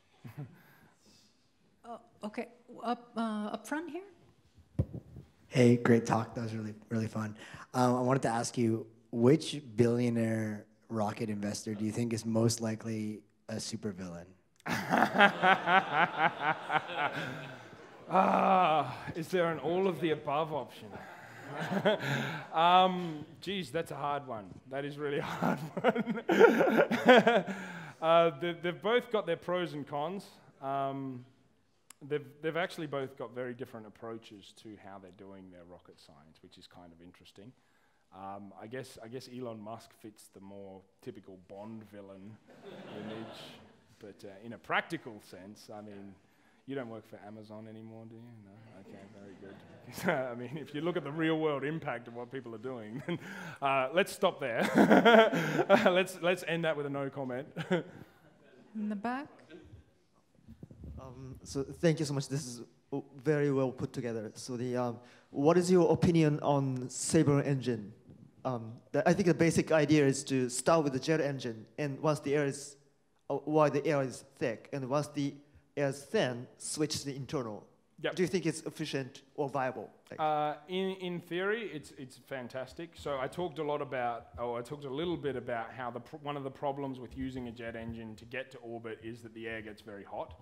So the Sabre engine, which is developed by Reaction Engines in the UK, gets around that by using a very innovative cooling system to basically bring the temperature of that incoming air right down. It's a very innovative system. In theory, it looks very good. There are many other ways of using jet engines to achieve high speed. So I come from the University of Queensland. That's where I cut my teeth. World famous for scramjet engines. Very similar concept to the Sabre engine. The problem is money.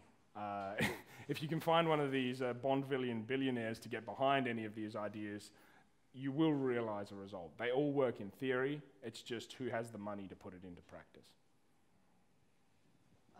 Did you? Yeah, here. So my question is, you showed some of the kind of up-and-coming trends around the reusing rockets and the smaller launch pads, but what are you most excited about for slightly more futuristic, radical changes that might come up? That might come up. I think it's seen as in the space industry, it's seen as a bit pie in the sky, but I really like the idea of asteroid mining. I come from a country that's very big on mining, not always the good stuff.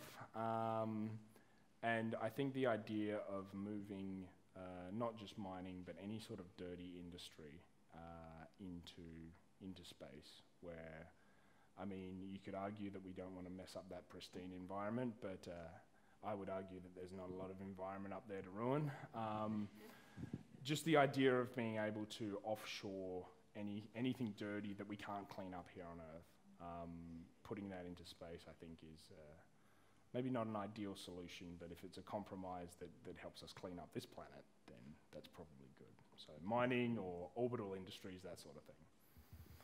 Okay, and our last question of the evening, no pressure, is back here. I will not be your friend, Farah. You are my good friend, but I need to ask you. I need to ask you a serious question. This is actually a core question of us. Look, Janie also mentioned that there are users of these rockets. Maybe one day we will travel from New York to London. I don't know. This rocket lab trying to launch a rocket like every week. So how do you think our atmosphere will bear with this sort of change in the future if, you know, we use more rockets? Like, what do you think about the environmental consequences? It's, I mean, I don't want to spoiler alert anything that I'm working on at the moment, but it's something that really concerns me. So when Elon Musk made that announcement 2 years ago about his BFR rocket that he wanted to use for point-to-point transport on Earth, I was in that audience. I was at that conference, and everyone around me was very excited. And I remember just looking at that thinking, shit, that's a lot of methane. That's a lot of methane. Anyone who knows anything about greenhouse gases knows that methane is 25 times as bad as CO2. Now, once you combust it, it turns into CO2, but that's still a lot of CO2 that you're dumping into the atmosphere. I'm really, really concerned about that because it's not just dumping it into the lower atmosphere, it's really just spewing it at all altitudes. Wherever we can dump it, we'll put it in. I would be very concerned about the proliferation that technology, but there's ways around that. So like I said, I'm a big hydrogen guy. You mix hydrogen and oxygen together, your exhaust gases are basically water vapor. That's nowhere near as bad as carbon emissions. No comment. Okay. We'd love to stay and ask more questions. Unfortunately, all good things must come to an end. So let's thank all our speakers tonight once again.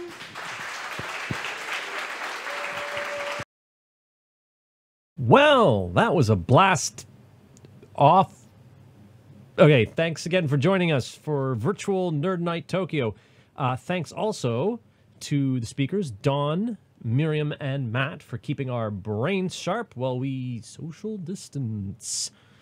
For May, next month, well, it's not looking so good, not looking so promising, so we'll probably do another one of these, another show like this one. So look out for that online. Follow Nerd Night Tokyo on social media. Stay healthy.